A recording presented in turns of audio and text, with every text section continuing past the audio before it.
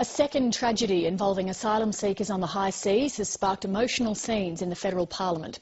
A boat carrying around 150 people has capsized north of Christmas Island. Up to 25 people are feared drowned. A fiery parliamentary debate is going on tonight. There had been hopes during the day that maybe the long-running impasse over asylum seeker policy might be resolved, and indeed a compromise bill may get through the House of Representatives. But at this stage, the Greens have all but ruled out supporting it in the Senate, saying they're implacably opposed to any solution that involves offshore processing. Shortly, I'll speak to Greens leader Christine Milne about that, but first, political editor Chris Uhlmann has this report.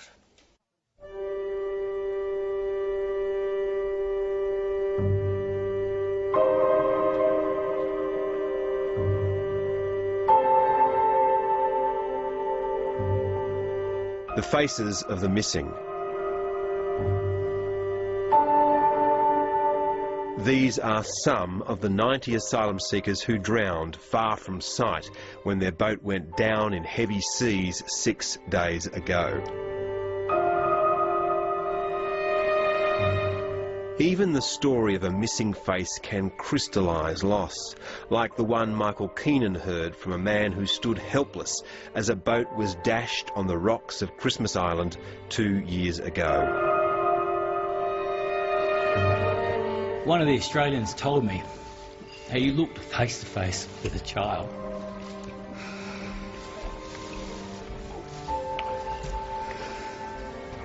Who he couldn't rescue, even though he could almost touch her.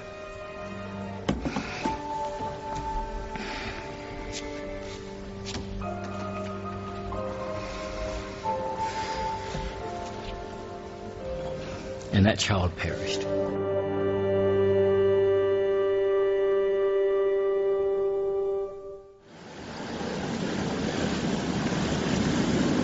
Today, another boat capsized 200 kilometres north of Christmas Island. As this parliament sits, we have planes in the air, merchant vessels on the scene, and HMAS Maitland has arrived.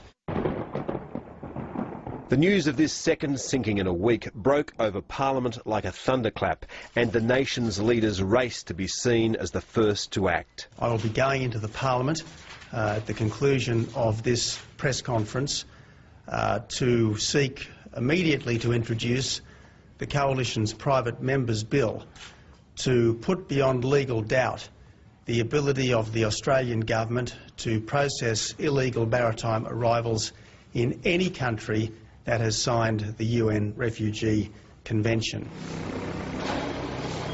That would rule out Labor's plan to send 800 asylum seekers to Malaysia in return for 4,000 confirmed refugees. So, as Tony Abbott was speaking, the government moved. The question is that the bill be now read to the Prime Minister. The government will seek to bring on, for further debate, to finality, the bill moved by Mr Rob Oakeshott to amend migration legislation and facilitate offshore processing. Tony Abbott made it to the floor. A bill for an act to amend the Migration Act. But was beaten by the clock. Madam Deputy Speaker. In accordance, the debate is interrupted in accordance with Standing Order 43. The debate may resume at a later hour. So, minutes later, it was the government-backed bill proposed by independent Rob Oakeshott that was debated.